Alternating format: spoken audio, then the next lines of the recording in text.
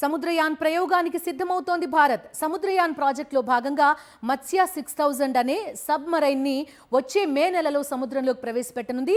Deep ocean mission కింద 4077 కోట్లతో 4వ తరానికి చెందిన సబ్మరైన్ ని డెవలప్ చేస్తోంది ఇండియా. 25 టన్నుల బరువుండే ఈ సబ్మరైన్ సముద్రంలో 500 మీటర్ల లోతు వరకు వెళ్లగలదు.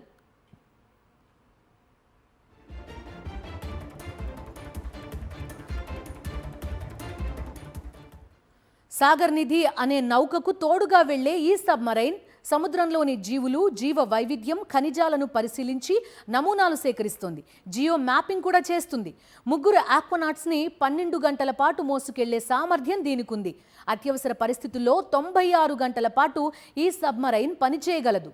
ఇది సక్సెస్ అయితే America, Russia, China, France, Japan సరసన ఇండియా చేరుతుంది.